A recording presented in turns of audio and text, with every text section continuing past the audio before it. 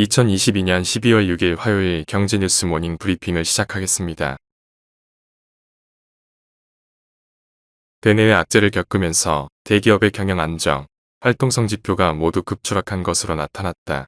무엇보다 재무 안정성이 2020년 코로나19 사태 이후 급격히 악화한 것으로 추서됐다.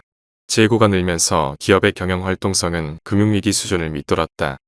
또 다른 안정성 가늠자인 부채 비율은 코로나19 팬데믹 이후 다시 치솟았다.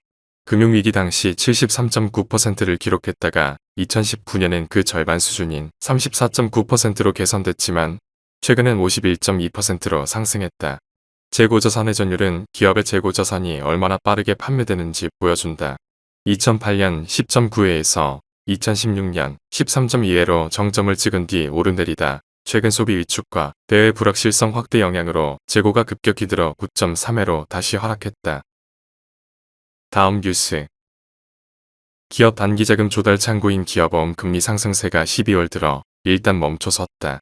미국의 금리 인상 속도 조절론이 나온 이후 국고채, 은행채, 회사채 금리가 한풀 꺾인 데 이어 CP금리도 진정 기미를 보이면서 자금시장에 숨통이 트이는 것 아니냐는 기대감이 나오고 있다.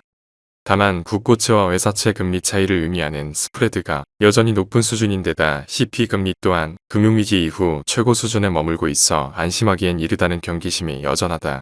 결국 최근 자금시장 경색의 시발점으로 꼽히는 부동산 금융과 부동산 시장이 내년 채권시장의 향배를 가를 것이란 전망이 주를 이룬다. 다음 뉴스. 한국은행이 5일 발표한 2022년 11월 외환 보유액에 따르면 지난달 외환 보유액은 4,161억 달러로 집계됐다. 한 달 사이 20억 9천만 달러 늘었다. 하는 관계자는 외환 보유액이 4개월 만에 증가 전환한 배경에 대해 국민연금과의 외환 스와프, 금융기관 외화 예수금 감소에도 불구하고 기타 통화 외화 자산에 미달러 환산액이 드러난 데 기인한다고 설명했다.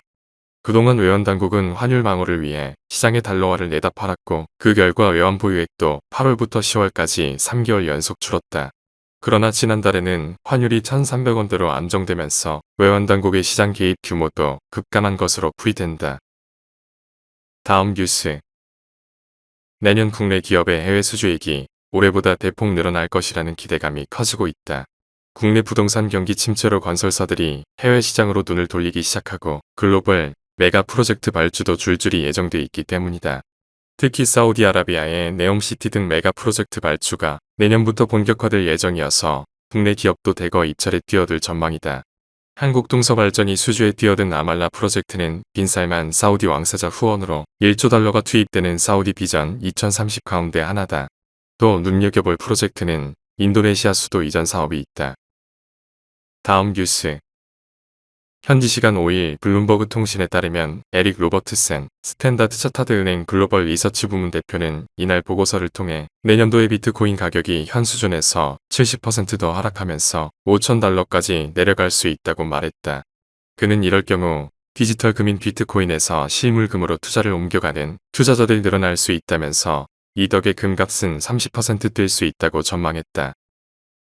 다음 뉴스. 블룸버그 등 외신에 따르면 서부 텍사스 산원유 선물 가격은 5일 아시아 거래에서 1.46달러, 오른 배럴당 81.44달러에 거래됐다.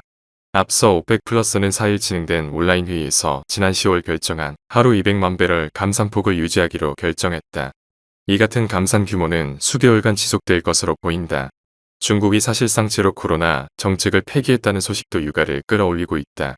5일부터 시행되는 유럽연합의 러시아산 원유 가격 상한제도 유가 양방을 가를 주요 변수다. 다음 뉴스. 5일 금융감독원에 따르면 애플페이 약관 심사가 마무리됐다. 약관 심사가 통과한 만큼 빠르면 이달 말 늦으면 내년 초부터 애플페이를 국내에서 사용할 수 있게 될 전망이다. 금융업계에 따르면 현재 애플페이는 현대카드가 단독 서비스 지원사로 나섰다. 국내 시장에서는 당장 게임 체인저라 불리기에는 시기상조란 전망이 우세하다.